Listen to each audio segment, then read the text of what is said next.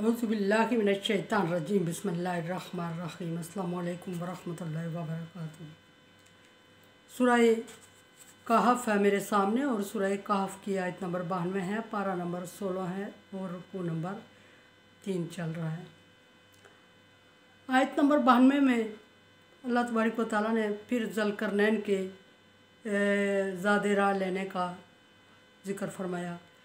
याद रहे कि ज़ुल्करनैन का सफ़र इख्तियार करना तीसरी मरतबा ज़िक्र हुआ है। पहला सफ़र इख्तियार किया ज़ुल्करनैन ने और मगरब में जा पहुँचा, और जब मगरब में जा पहुँचा तो वहाँ उसने सूरज को दलदल में डूबते हुए देखा। दूसरा सफ़र इख्तियार किया, पहले की निस्बत कुछ मजबूत था, बहुत सारे लोग उसके साथ हो गए थे और उसके मानने वाले मशरिक़ और मगरब में फैले हुए थे। अल्लाह तबारक व तआला फिर भी उस पर नज़र रखा और फरमाया कि दूसरा सफ़र इख्तियार करके वो सूरज तलू होने की जगह पे पहुंचा। वहाँ उसका सामना एक कौम से हुआ जो वहशी ज़िंदगी गुजार रही थी और जानवरों की तरह, और इस तरह का माहौल था, और पानी के अंदर ज़िंदगी गुजार रही थी, दिन भर पानी में रहने वाली। और फिर उसने जब सफ़र इख्तियार किया तो अल्लाह तबारक व तआला फरमा रहे हैं कि मैंने उनको अहाते में रखा। अब तीसरी बार सुम्मा अतबा सबबा, तीसरी बार ज़ुल्करनैन ज़ादे राह इख्तियार करते हैं, सफ़र इख्तियार करते हैं और देखते हैं कि तीसरी बार ज़ुल्करनैन किधर जाएंगे। मगरब का सफ़र किया, मशरक़ का किया, और अब ज़ुल्करनैन तीसरा सफ़र जारी रख रहे हैं शमाल की जानिब। सफ़र इख्तियार किया, ज़ादे राह बांधा, इंतज़ामात किए, सबब इख्तियार किए, असबाब साथ किए और पहुँचते हैं, चल पड़ते हैं शमाल की जानब। और शमाल की जानब बढ़ते हैं तो इस दफ़ा ज़ुल्करनैन के साथ अपनी फ़ौज है। फरमाया इज़ा बलगा बैन सद्दैन, यहाँ तक कि जब शमाल के करीब पहुँचे तो दो दीवारों के दरमियान आ गए। दो दीवारें वो कौन थीं? वो तुर्कों के बॉर्डर थे, एक तरफ भी और दूसरी तरफ भी, और उन दोनों के दरमियान एक घाटी थी, एक दर्रा था, जिसमें उन्होंने देखा कि एक और ही कौम आबाद है, तीसरी कौम आबाद पाई। और उन लोगों को ज़ुल्करनैन ने जब देखा तो वो ऐसा था कि दोनों तरफ की जो पहाड़ियाँ थी वो दीवारें थीं, बॉर्डर थे, वो दीवार बनी हुई थी और उनके दरमियान दर्रा था, और उस दर्रे में वो लोग आबाद थे एक तरफ, और वो उस दुनिया से कट जाने की वजह से ना दुनिया की लोगों की ज़ुबान समझ सकते थे और ना किसी को अपनी ज़ुबान समझा सकते थे, लेकिन इंतहाई मुश्किल का शिकार थे। किस वजह से? इस वजह से मुश्किल का शिकार थे कि उनके दरमियान एक तीसरी कौम आबाद थी जो कि याजूज और माजूज कहलाती है, वो आबाद थी।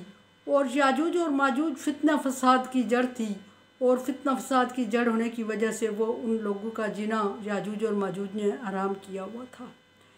वजह मिन दूनिहिमा कौमा, ज़ुल्करनैन ने उन दोनों दीवारों के दरमियान एक और कौम को पाया, ला यकादूना यफ़क़हूना क़ौला, कि जो किसी की बात नहीं समझ पा रही थी, दुनिया से कटने की वजह से ना किसी को अपनी बात समझा पा रही थी।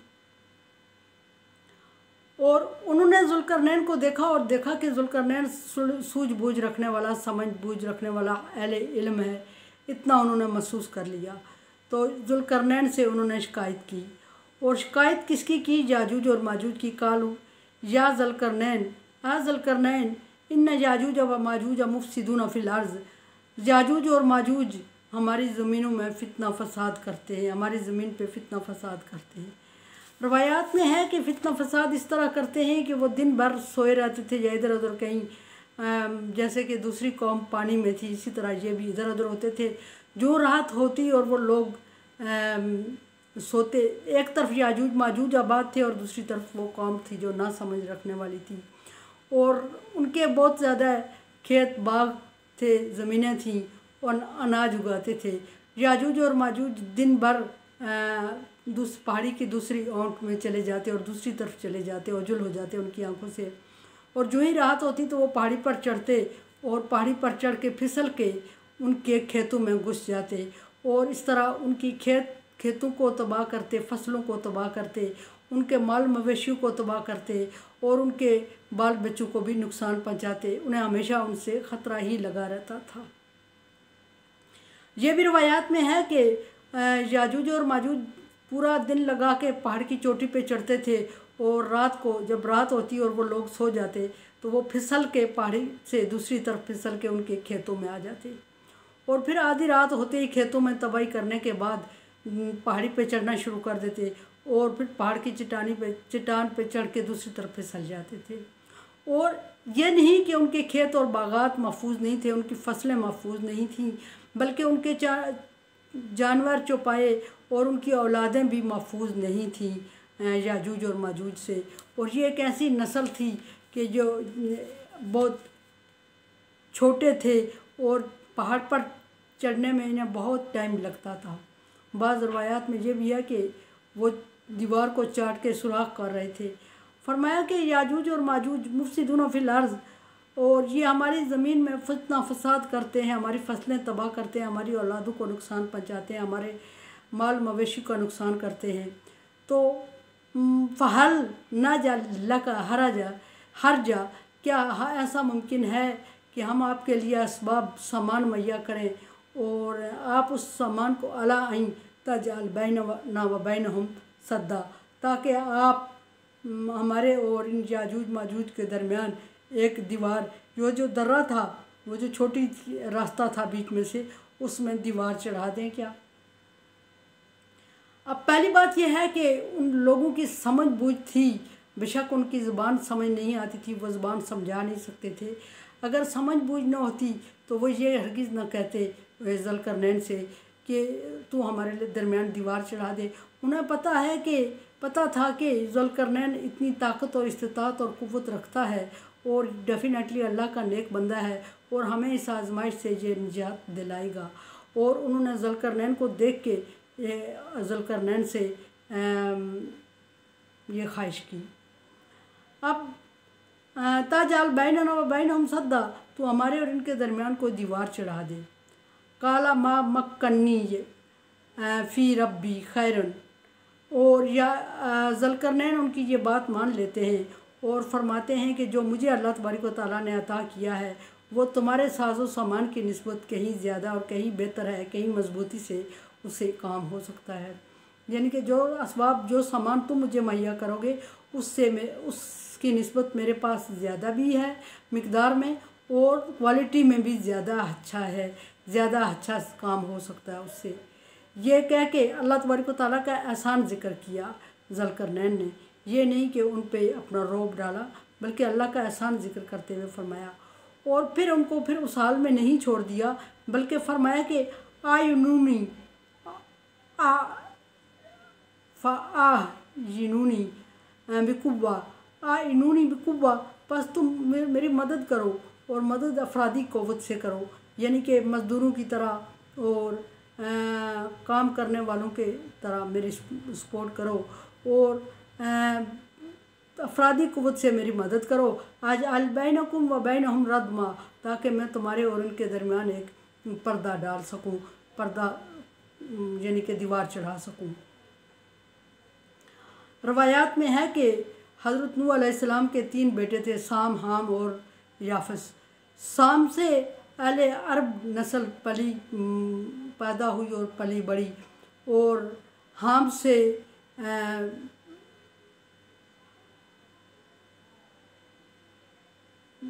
हाम से पैदा हुए, और याफस से जो नस्ल पैदा हुई वो याजूज और माजूज कहलाई।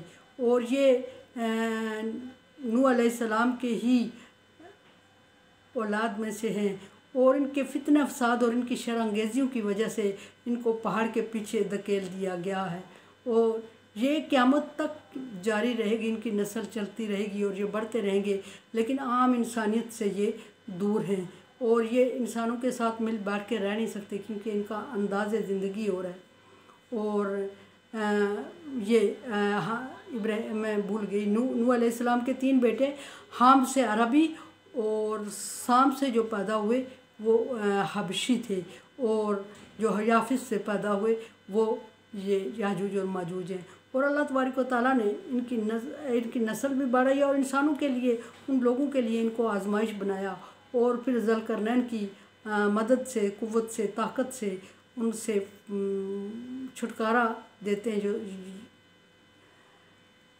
ज़ुल्करनैन। और ज़ुल्करनैन ने उस कौम को से एग्रीमेंट कर लिया कि मैं तुम्हें इनसे निजात दिलाऊंगा और मैं सामान भी अपना लाऊंगा।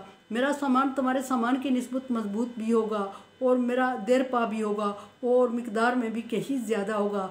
और ये उन्हें एहसास दिला दिया कि मैं तुमसे कहीं ज़्यादा मालियत रखता हूँ, यानी कि बादशाह मैं ज़्यादा मालियत रखता हूँ और ज़्यादा आसान तरीके से इस चीज़ को समझ भी सकता हूँ। दूसरी बात यह एहसास दिला दी कि मैं तुमसे ज़्यादा इल्म भी रखता हूँ, यानी कि मालियत रखता हूँ, मेरे पास असबाब ज़्यादा हैं, ये एहसास दिलाया। और इल्म रखता हूँ, यानी कि समझ बूझ भी रखता हूँ, काम कर सकता हूँ। फिर उनसे फरमाया कि आयुनी कुव्वा, तुम मेरी मदद ताकत और क़ुव्वत के साथ करो। ताकत और क़ुव्वत से मुराद ये कि काम करने वाले बन जाओ, काम के लिए तुम सारे आ जाओ, काम तुम करो, मैं तुम्हें समझाता भी हूँ और मैप भी दे के, और फिर ये कि सामान भी सारा ला के तुम पर बोझ नहीं डालता, तुम काम करते जाओ। और यानी कि इंजीनियर के तौर पे भी ज़ुल्करनैन ने खुद किया और बादशाह के तौर पे साजो सामान भी खुद मुहैया किया और मज़दूरों की जगह उस कौम को लगाया। और फिर उनके साथ दीवार का एग्रीमेंट हो जाता है और वो दीवार चढ़ाई जाती है। अब अगली बात में पता चलेगा कि वो दीवार किस तरह चढ़ाते हैं और किन किन चीज़ों से, किस मटेरियल से वो दीवार चढ़ाई जाती है। बहरहाल ज़ुल्करनैन उनकी बात पे एग्री हुए। ये ज़ुल्करनैन का सफ़र शमाल था और अभी ज़ुल्करनैन का सफ़र जनूब रहता है। ज़ुल्करनैन वो बादशाह गुज़रे हैं जिन्होंने ज़मीन के चारों कोनों तक सफ़र किया और हर एक जगह को, सूरज गुरूब होते को, सूरज तुलू होते को, मशरक़ के एंड को, मगरब के एंड को, शमाल के एंड को, जनूब के एंड को देखा और वहाँ आबाद कौमों को देखा, उनको समझा, उनके मसाइल को समझा और उनके मसाइल को हल करने की कोशिश की और कुछ हल भी किए। कुछ लोगों तक ईमान भी की दौलत को भी कुछ को ईमान अफरोज़ बनाया और कुछ लोग ये भी कि जो मुनकर हुए उनसे लड़ाइयाँ भी की, जंग भी की। अब देखते हैं कि याजूज और माजूज से उस बस्ती वालों को, उस दीवार के दरमियान रहने वालों को किस तरह निजात दिलाते हैं। मेरे चैनल को आप देखें, समझें और सब्सक्राइब करें और अगर काम अच्छा हो रहा है तो तावन वल बिर्रि वत तक़वा आप पे लाज़िम होता है। अल्लाह हाफ़िज़।